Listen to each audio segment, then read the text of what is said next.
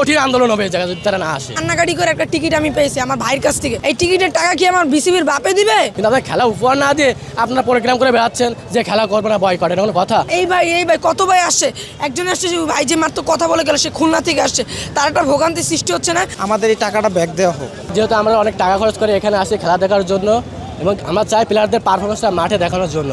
পারফরমেন্সটা আমরা বনানীতে আমরা দেখতে চাই না, প্লেয়ারদের পারফরমেন্সটা মাঠে দেখতে চাই। আপনারা আসুন, মাঠে খেলা করুন। আপনারা আগে থেকে বলতে পারতেন যে তাহলে আমাদের টিকিট খরচ, আমাদের খরচটা হইতো না, যে আমরা খেলা করবো না, তাহলে তো আমাদের টিকিট খরচটাও হইতো না, আমাদের টাকা খরচটা হইতো না। তাহলে আপনারা এখন আগে থেকে বলেন না কেন, এখন বলতেছেন কেন? তাহলে আমাদের এই টাকাটা দিবে কারা? ইলেকট্রা রেফ্রিজারেটর, খাবার তাজা তো জীবন তাজা। ইলেকট্রা, ফ্রিজের রাজা। নাকি বিসিবি দেবেন, আপনারা দিবেন? আমাদের টাকাকে খাওয়া আসে নাকি? আপনাদের কাছে চাই কি আমরা ভালো একটা খেলা উপহার, কিন্তু আপনার খেলা উপহার না দিয়ে আপনারা প্রোগ্রাম করে বেড়াচ্ছেন যে খেলা করবো না, বয়কট, এটা কোনো কথা? আমরা এখানে আন্দোলন করবো, আন্দোলন যে এখানে কঠিন আন্দোলন হবে এই জায়গায় যদি তারা না আসে। ক্রিকেটারদের বিরুদ্ধে একটা কথা বলতে চাই যে তোমরা একটা জিনিস ভাবতে পারতা, যেখানে অনেক ভাইরা দূর দূরান্ত থেকে খেলা দেখতে আসছে, তাদের একটা ভোগান্তি। যেমন এই ভাই কত ভাই আসছে, একজন আসছে যে ভাই যে মাত্র কথা বলে গেল সে খুলনা থেকে আসছে, তার একটা ভোগান্তি সৃষ্টি হচ্ছে না? আমার নিজের কাছে আমি নিজে কান্নাকাটি করে একটা টিকিট আমি পেয়েছি আমার ভাইয়ের কাছ থেকে, তার কাছে আমি টাকা নিয়ে আমি টিকিট আমি যখন জানতে পারছি, আমি এখানে আইসা দিকে এই অবস্থা। এখন এই টিকিটের টাকা কি আমার বিসিবির বাপে দিবে? কেউ দিবে? কেউ দিব না। এই টিকিটের ফুল টাকাটাই যাচ্ছে জলে। এখন আমরা এখানে তারা যদি ম্যাচ না করায় মাঠে, তাহলে আমরা কঠিন আন্দোলন করবো এখানে।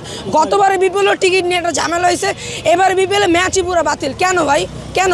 এর জন্য তাদেরকে জবাব দিতে হবে। যদি ক্রিকেটাররা মাসে না আসে, ঠিক আছে, আমার বিসিবির কাছে একটাই অনুরোধ যে আমরা যে 3টা টিকিট কাটছি, ঠিক আছে, ওই 3টা টিকিট দিয়ে যাতে খেলা দেখতে পারি, বা পরবর্তীতে যাতে এই 3টা টিকিট দিয়ে যাতে খেলা দেখতে পারি। আর যদি নাও দেখতে পারি, আমাদের এই টাকাটা ব্যাক দেওয়া হোক। আমি আসছি আপনার মিরপুর 12 নম্বর মাস্টার টেক থেকে, ঠিক আছে, সকাল 9টা বাজে আসছি, ঠিক আছে।